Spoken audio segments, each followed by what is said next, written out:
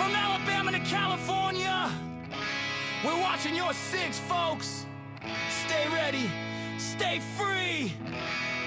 And when the world goes crazy, what should we do?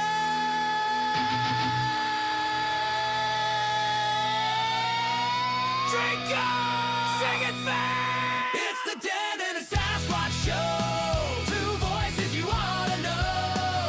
From prepping tips to politics, they tell it straight. No tricks from Dixie to the Golden Coast. Freedom's what they love the most. Download the podcast, let the truth roll on the Denton and Sasquatch show. This place is half talk show, half weird daycare. I love it!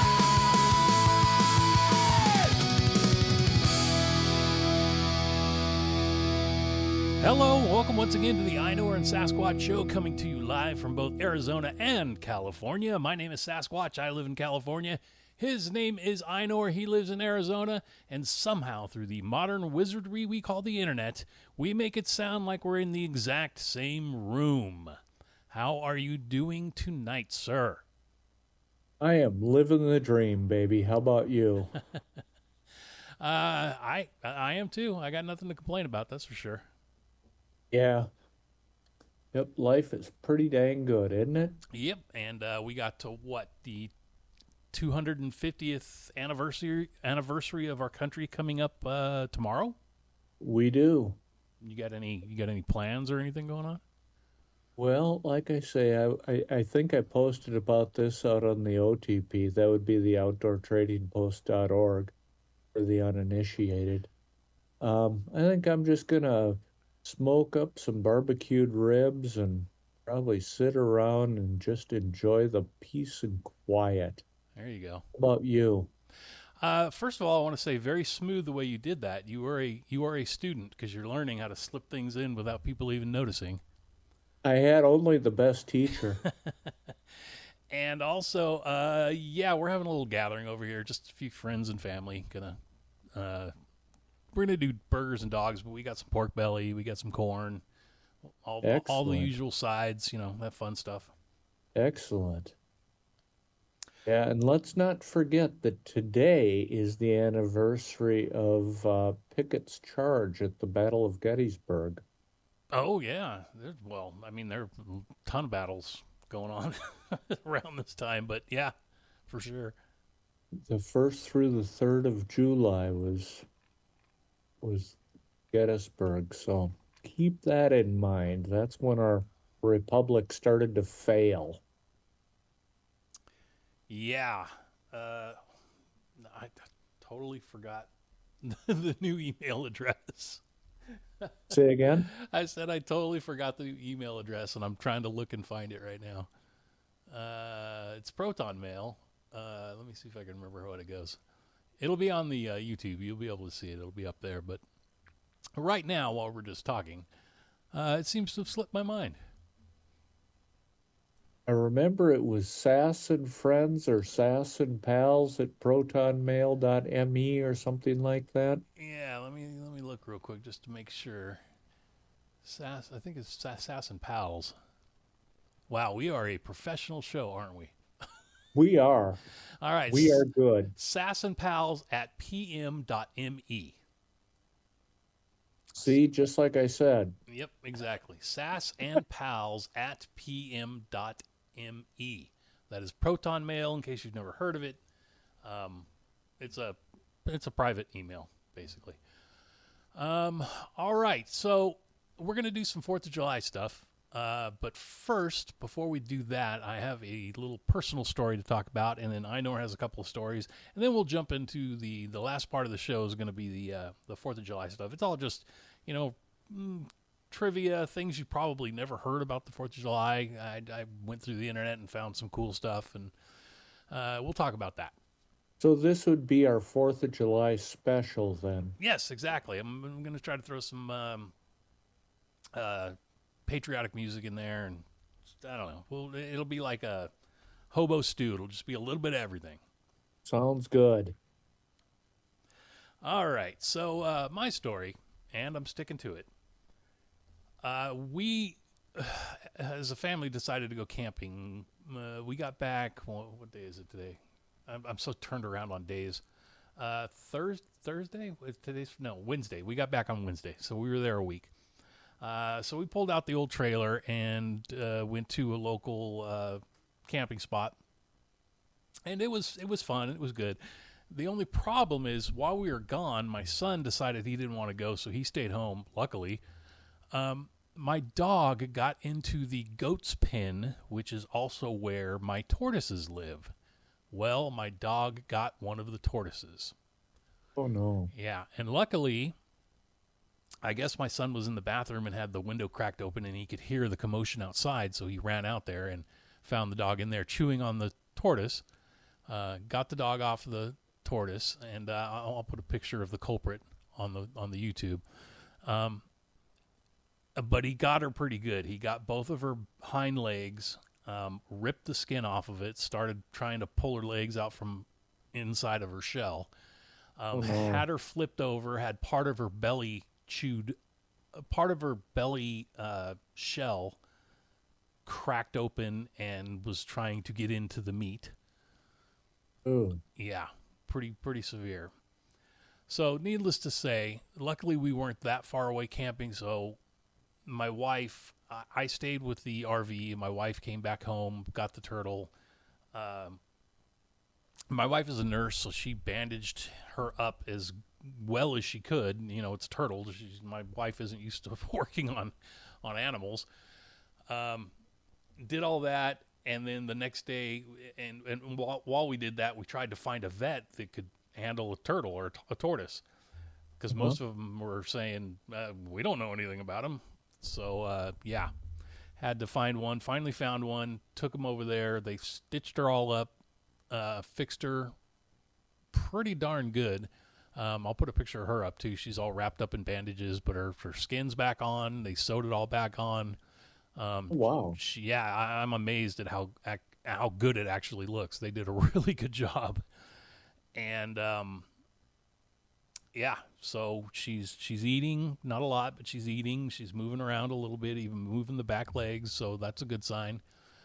So now she's in quarantine right now, just in a little tote box. I mean, she's a big girl, but, you know, for resting, she doesn't really need a lot of room.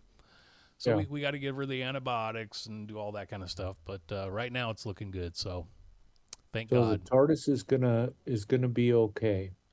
It's looking that way. I mean, unless something really changes. Awesome. Yep, she should be okay. So I'm very happy about that, because I got this tortoise from a lady who is older, and she's had it. This tortoise is 65 years old, and she had it for I don't know how long, but many years. And she loved the tortoise a lot, but she just got to the age where she just couldn't take care of it anymore, and she was afraid she was going to trip over it because it used to live in her backyard. And so she was somebody at my work. It's her mother-in-law, so they knew that I had a tortoise, so they asked if I would, take care of it for her. And I really didn't want to, but it's like, what are you going to say? I already got one. They're easy to take care of. Sure, bring it over. So I did that, but I made a promise to her that, I would take care of her turtle and keep it safe. And then this happens, and I'm like, Yeah.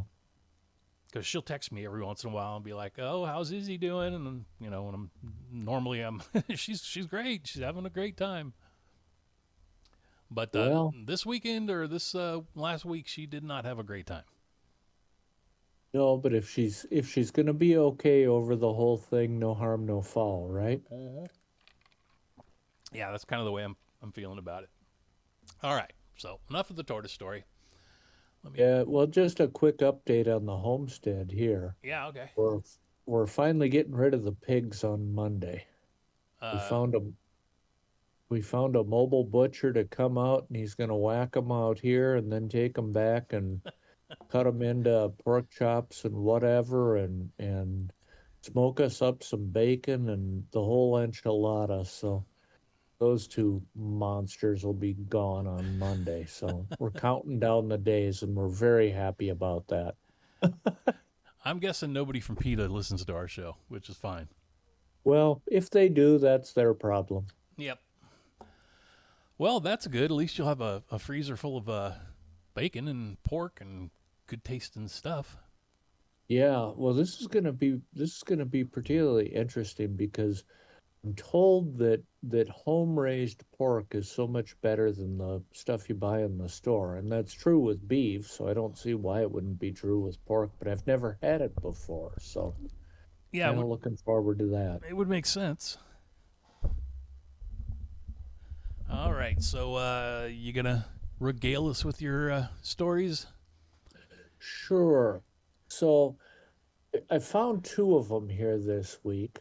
And I'm honestly thinking that we need to set up a separate segment of the show, Sass. Specifically, we'll just call it Florida Man, All right. because yes, this is another one, Florida Man. So a South Florida man has filed a lawsuit against a Central Florida airboat tour company after an alligator bit him in the face. Okay. The lawsuit states that Adil Casanova visited airboat rides at Midway in Christmas, Florida in June 2025 and participated in the company's free alligator encounter experience. And he got one. Oh, yes, he did. According to the complaint, the alligator bit him in the face during the encounter, resulting in injuries that required hospitalization and caused permanent disfigurement. Now, here's where it gets crazy. Asanov alleges the company was negligent in its handling of the animal and failed to provide adequate safety measures. The lawsuit claims there were no warning signs or notices about potential danger posed by the alligator. Oh, well, who knew that alligators can do bad stuff? It also alleges that the animal was not properly restrained. With a leash? Just thinking here, you climb on an airboat to go out and see alligators. Aren't you kind of assuming a certain amount of risk there? Yeah, you would think so. And if one jumps up and bites you on the face, well, sorry about that, Jack, but Yeah. Well, next time, try not looking so delicious. I guess, yeah.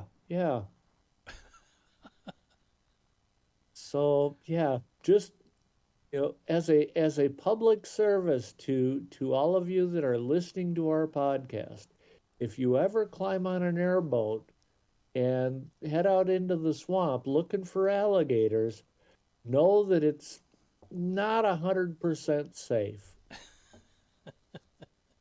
I'm not saying don't do it. I'd do it in a heartbeat, but it's just not 100% safe.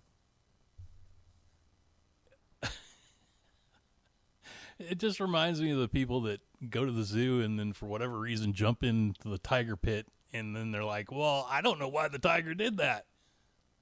Well, yeah. Yeah. Oh, crazy. Crazy. It's an alligator. They do stuff like that. Mm-hmm. They're built to bite your face off. Oh, all right. You got any others? Well, I got one other one, and this is more of a PSA as well. All right. Well, that's why we're here, to inform people. Yeah, well, I figure, this is another one of those helpful hints. So, hemorrhoids, those swollen, stubborn veins around your anus, are uncomfortable and sometimes downright miserable. So, people start looking for quick fixes. The idea that you can treat hemorrhoids with sugar by applying it directly to the affected area is generally considered a bad idea. Medical experts say there's no scientific evidence that says that this is helpful? I'm thinking Preparation H does not have sugar in it. I'm guessing not. So, I mean, even if you're diabetic, Preparation H, that sounds like the way to go. Yeah. But I guess, more to the point, who would be sitting there on their donut in the living room? Damn, the roids are really acting up tonight. Honey, would you bring me some sugar? I need to rub some sugar on my ass. What about like a piece of cake or something? It's got sugar in it. Yeah, I don't know. But I'm just wondering who even thinks like that. Where does this even come from? Yeah, I don't know. People are watching too many YouTube videos these days. Yeah, well, I mean, who would even make a YouTube of that? Oh, there's some pretty crazy ones out there. Let me tell you. Oh, hey, Ed, film my ass while I rub some sugar on it. Well, I mean, there's got to be people taking that advice because it keeps getting out there. So I don't know. I don't know. People are definitely weird. Well, apparently this is happening enough that they felt the need to write a news story about it, telling you not to do it, Yeah. Which I guess is what concerns me about modern culture. Yeah. We seem to have some really dumb people. I mean, if you actually have to be told not to rub sugar in your ass, we got a problem. Yeah. Sometimes it's amazing that we've actually made it 250 years. You think? Well, did they mention anything that is besides Preparation H that is good to rub on your donut hole? No, they're just telling you, that you can get the suppositories and the creams and the this and the that and, of course, the inflatable donut that we all make fun of, but Oh man, people and their home remedies. I mean, I'm all for home remedies, but sometimes you hear stuff and you're like, I don't know if that's such a good idea. yeah, I can't agree more. I mean, there And were some stuff, it just kind of flies in the face of common sense. yeah, that's like I said, amazing. We've made it 250 years. Yep. All right, so it is the 4th of July tomorrow, the 250th anniversary, and I decided we were going to do some, well, I mean, Denton and I used to do this all the time, anytime it was the 4th of July, but this one's special because it's 250 years, so I got a bunch of stuff that I found online about either it being the 250th anniversary or just 4th of July in general, so let's get into it. Lay it on us. All right. On July 4th, 1776, the Declaration of Independence was adopted and the United States separated itself from Great Britain. This document declared that all men are created equal, that they are endowed by their Creator with certain unalienable rights, and that among these were life, liberty, and the pursuit of happiness. With these powerful and moving words, our forefathers formed a brand new nation and a vision of freedom and democracy that would forever change history. For centuries, Americans celebrated this event on their own, but in 1941, Congress established the 4th of July, or Independence Day, as a national holiday. Today, it is a time when family and friends gather in their backyards, church, or at a lake for picnics, where tables are set up with American flags and decorated with red, white, and blue.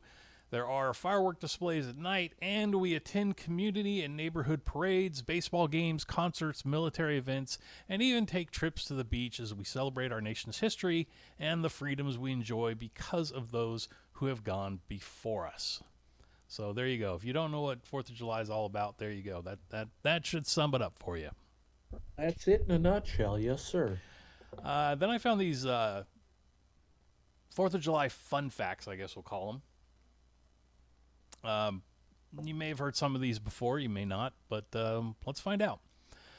Benjamin Franklin proposed that the turkey be the national bird, but was overruled by John Adams and Thomas Jefferson, who wanted the bald eagle. Did you know that? Wait a minute. I'm out. John Adams and Thomas Jefferson actually agreed on something? Apparently, this one thing, yes. Okay, See, proceed. you learn something new every day. Next up, President John Adams, Thomas Jefferson, and James Monroe all died on the 4th of July. Adams and Jefferson died on the same day within hours of each other in 1826. On the 50th anniversary. Yeah. This one I posted on X just because I don't think a lot of people understand the weight of what we did as a nation when we declared independence. But the names of the signers of the Declaration of Independence were withheld from the public for more than 6 months to protect the signers. If independence had not been achieved, the treasonable act of the signers would have been, by law, resulted in their deaths. Yep. So, And no, go ahead. they knew what they were doing and they did it anyway. Yeah, and a lot Think about that, people. Yep, a lot of them were rich. A lot of them had property. A lot of them had, a lot going on in their lives, and they were willing to give it all up. Yep. The origin of Uncle Sam probably began in 1812 when Samuel Wilson, a meat packer who provided meat to the U.S. Army, stamped the meat shipments with the initials U.S. Someone joked that the initials stood for Uncle Sam.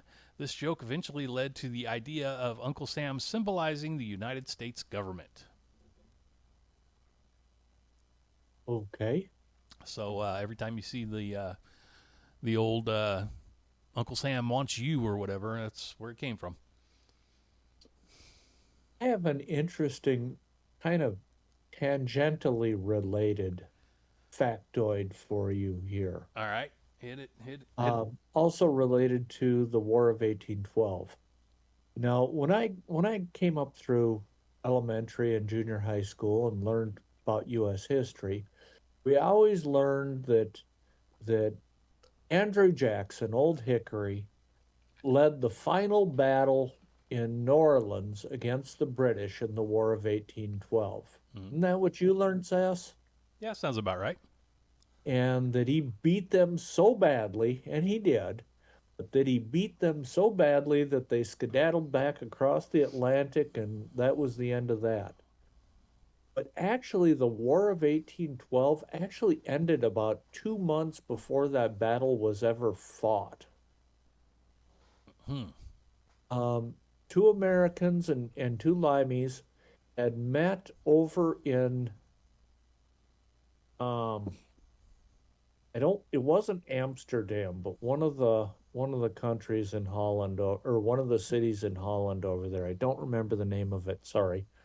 But they had actually agreed to an armistice and end the war, and it took so long for the communications first to make it to Washington, and then to make it from Washington down to New Orleans, where Jackson was, that the battle had already been fought, even though the war had technically been over for 2 months.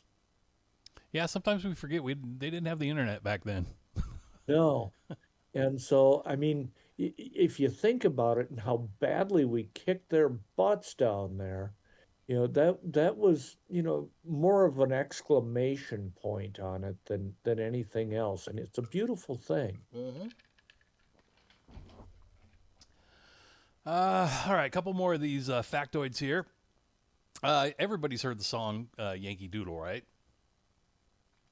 Yeah, Yankee Doodle went to town riding on a chicken, stuck his finger up his butt and called it finger licking. There you go. Is that that one. what we're talking about? Yep, that exact one.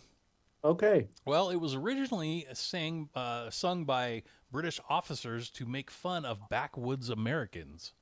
I guess it's kind of one of those things where we adopted it and made it our own. Yeah, well, after New Orleans, Yeah. In 1776, there were 2.5 million people living in the new nation. Today, there are well over 318 million. And most are illegals. Yes. Next factoid, there are, here we go. There are more than 30 towns nationwide that have the word liberty in their names. Okay. I know there's a town in Arizona called Liberty. I almost bought a house there, actually. Yeah, there's a Liberty, Kansas. And that's where Bob Dole was from. Bob Dole. Bob Dole. Next up, approximately 150 million hot dogs are consumed on the 4th of July every year. Isn't that a beautiful thing? That's more wieners than San Francisco. Yeah. Yeah.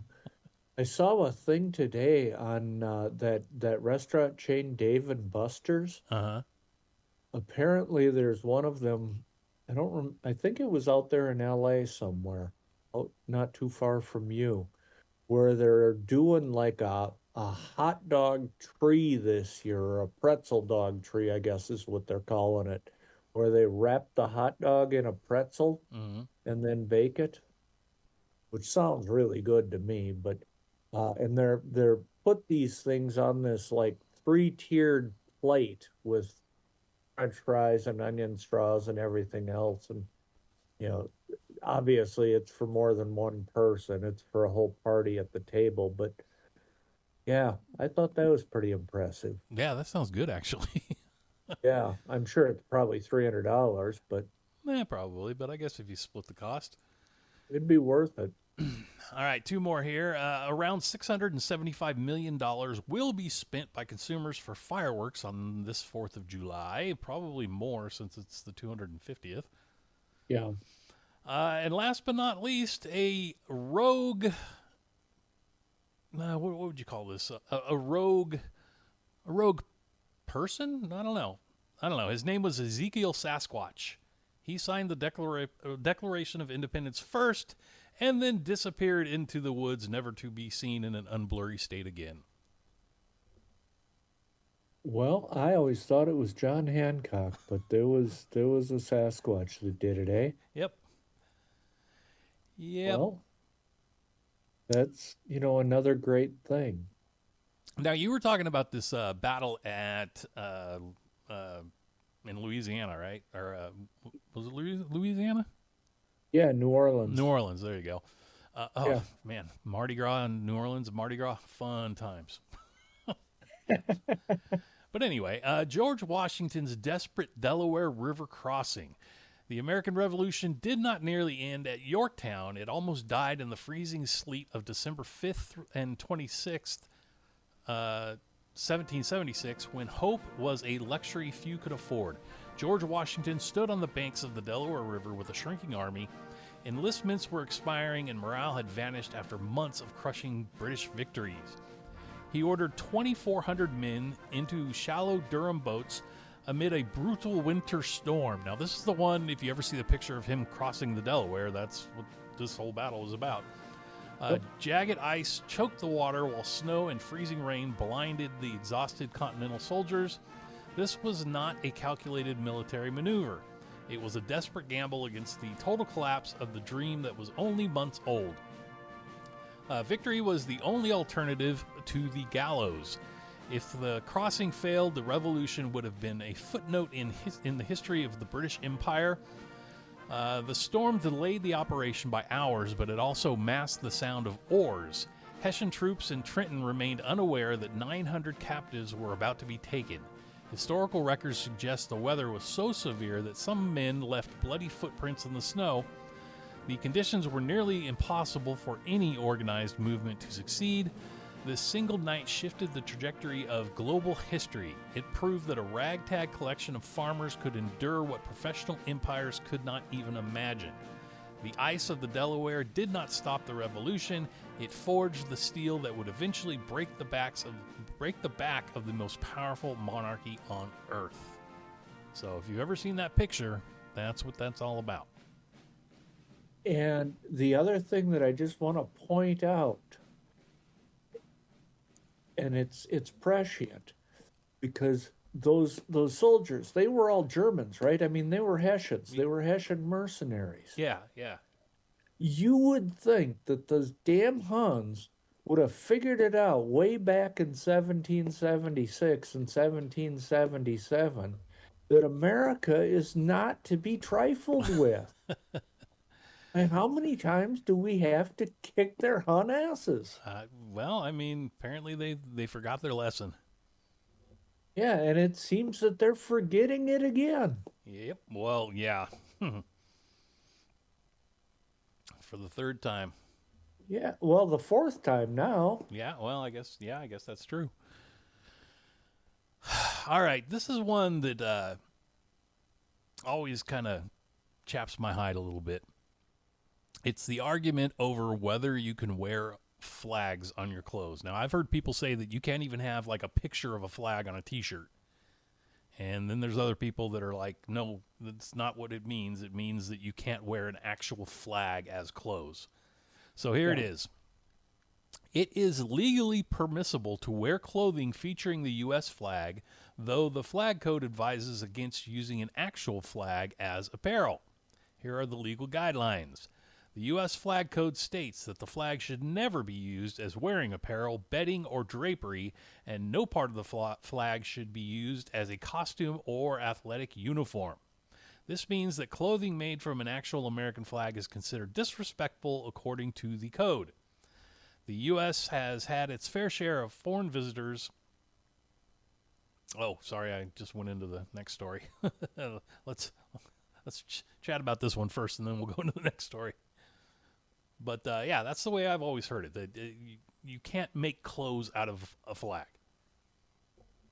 That's the way I've always heard it. Yeah, and there are those people. I've gotten into arguments with people before, like, no, well, you shouldn't even have a flag on your T-shirt, and it's like, no, that's not what it means. But like we said, Well, let me start a debate here. All right.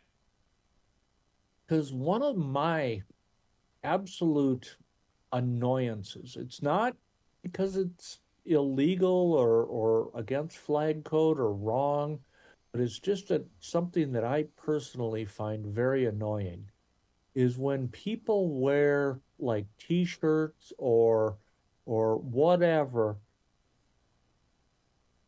with a stylized American flag. It's not, the 50 stars and the 13 stripes and all of that, or any variation of a historical flag, but it'll be, a stylized version of it. And give me an example. Sometimes you'll see these people that, around here we've got a couple of folks that, and they're good folks. They're folks like us, right thinking people. But they raise a flag on their flagpole that is stylized. And, it's got goofy shaped stars and the stripes are kind of wavy or whatever.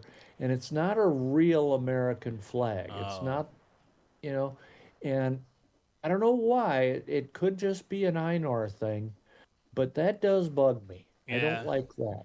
Yeah, I'm a traditionalist as well. I like the just the stars and stripes, just like they've always been.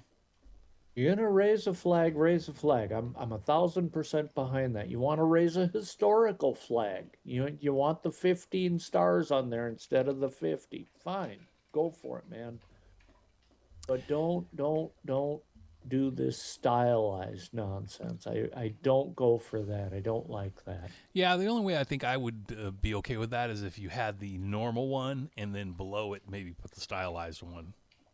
Yeah, okay. I could do that. Because I have two flags. I have the American flag, the normal one, and then I always change out my other one. I've had the Gadsden flag. I've had what's the Appeal to Heaven flag. Oh yeah. Right now yeah. I've got the Gavin Newsom sucks flag out. So, yeah. Absolutely, 100%. I'm all in favor of that. Yeah, but you definitely got to have the original stars and stripes. At least that's the way I feel. Yeah. All right. Let's see here. What else we got? Oh, yeah, the other story I just kind of flowed into.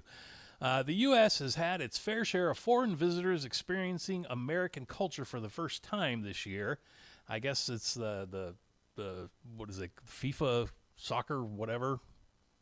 Yeah, we need to ban soccer. It just attracts too many foreigners. Yeah, I would agree with that. Yeah, they all came here. Well, I guess people have been saying that it's been cool to see these heartwarming videos and reading the stories and blah, blah, blah. But here are a couple things that some people from other countries said about our country that they were surprised about. First up, somebody said wait staff at restaurants are desperate to try and keep a glass of water filled on your table constantly.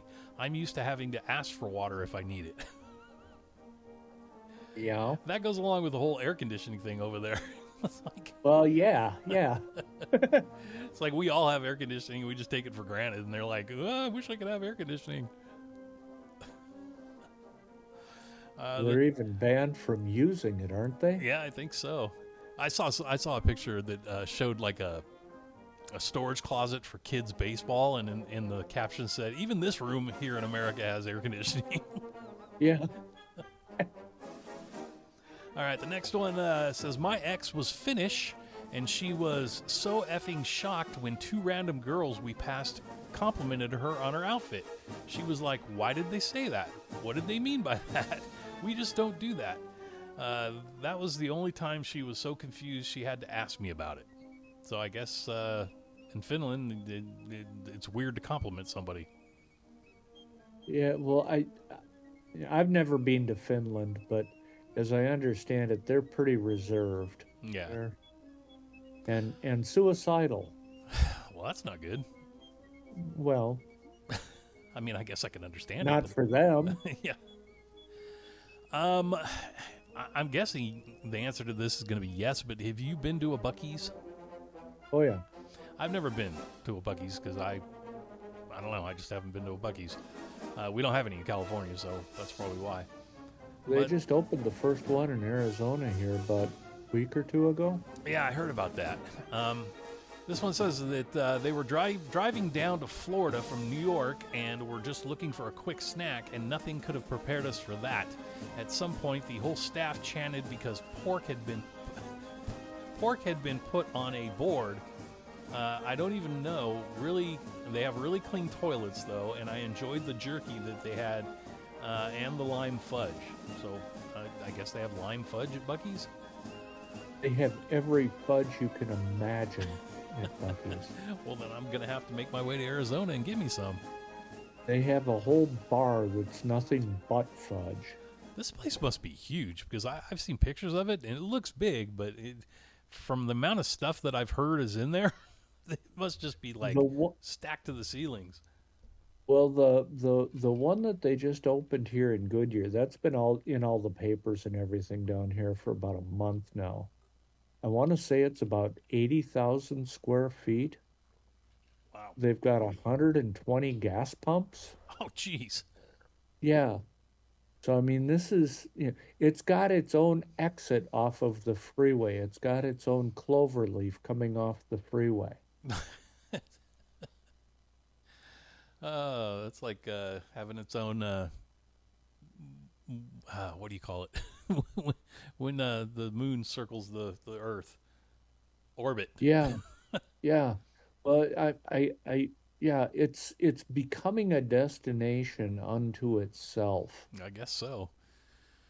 All right, this guy has a Japanese cousin who came to visit Houston, and what he had to say was, I thought those giant trucks were only in movies. Everyone drives them here. Well, yeah. Yeah. Who doesn't That's have your a big point. Yeah, who doesn't have a big truck? Let's see. This one says, I saw two guys with cowboy hats on going through a drive-through on horses. I had no words, and I still don't. That was from Chester from England. Well, wait till he sees some guys riding horses home from the bar drunk. Yeah. The next one up says, my grandparents are from India and they came to visit and were walking around our mostly white suburban neighborhood. They came back stunned at the friendliness of Americans. They all said good morning and smiled as they passed. One car even stopped near them and asked if they were tired and needed a ride home. See, Americans, we can be nice. Well, yeah. I take it that was not in Texas. I don't know where that one was at. No, it doesn't say. All right, two more here. My brother-in-law is from Italy, and his first time in the States, we took him to a house party in Oakland. It was basically a kegger, but there was also a band, a karaoke room, and a bunch of people smoking. His biggest takeaway? Those red cups are actually real. I guess he'd never seen a red Solo cup before. Apparently not. All right, and finally, they were surprised at how big everything was. Cars, supermarkets, serving sizes, roads, parking spaces, and that there were American flags everywhere. Yeah? Well, I mean, that's what happens when you love your country. I mean, these people not, are they not proud of their country? I don't get that part. Yeah. Well, the one thing I noticed about Europeans that come over here, they don't understand just how big the United States actually is. Yeah. We had met a family right down here in our hometown in southeast Arizona, and they were from, I don't remember, Germany or somewhere over there. It doesn't matter. But they were talking, we were talking to them about, how do you like Arizona and, what do you plan to do tomorrow, yada, yada, yada.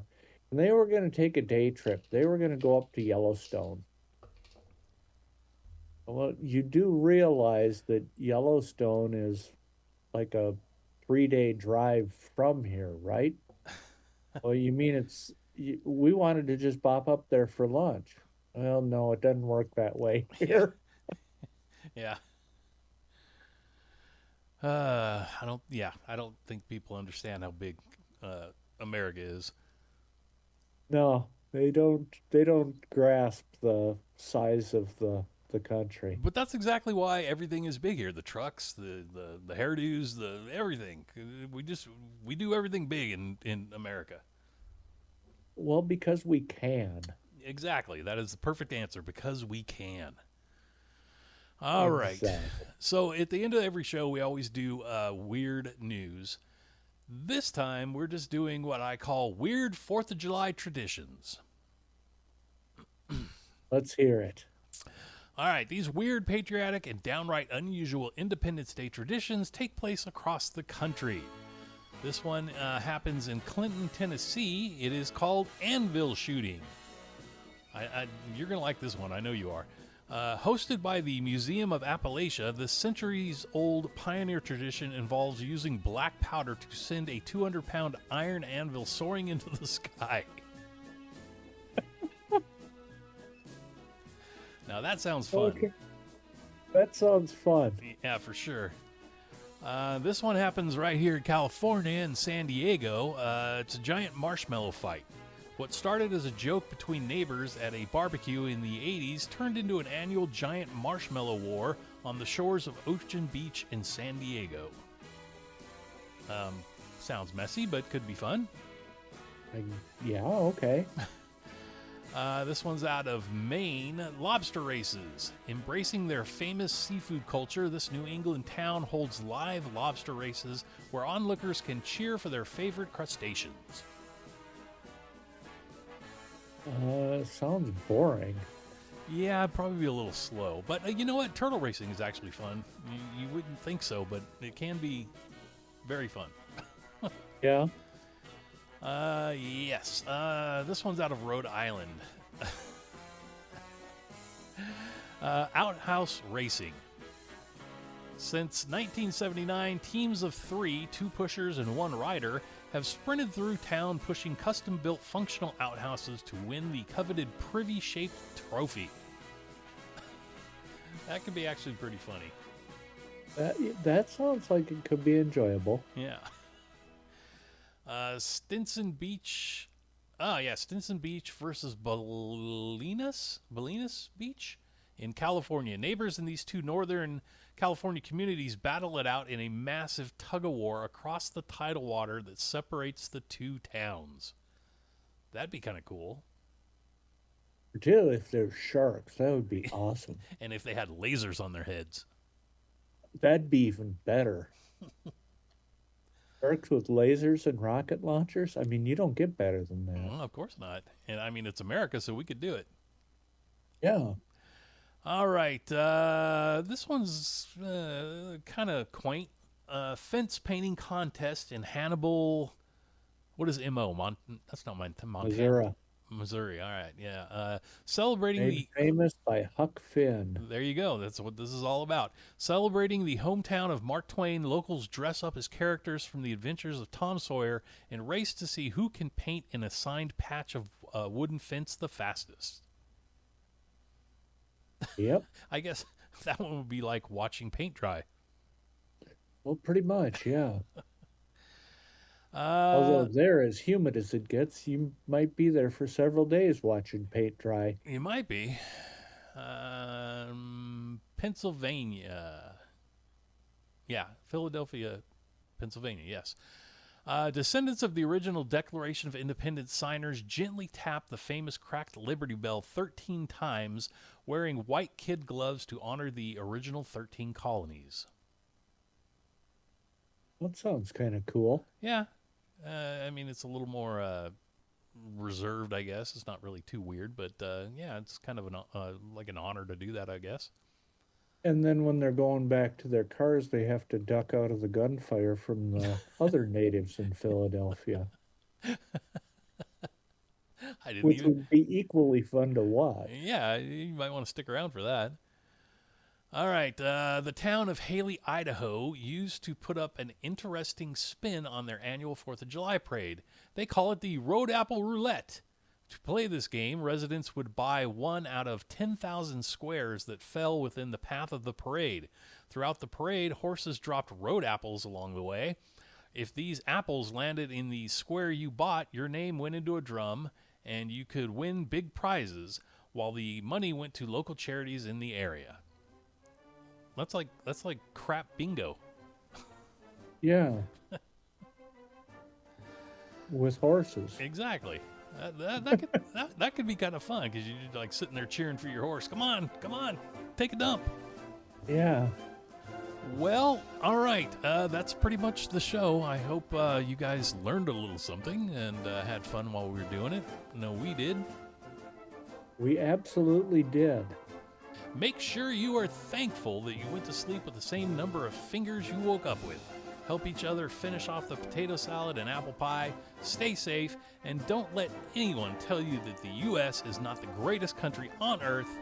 Thanks to the blessings God has given us, we will see you next time. Amen on that one, pal.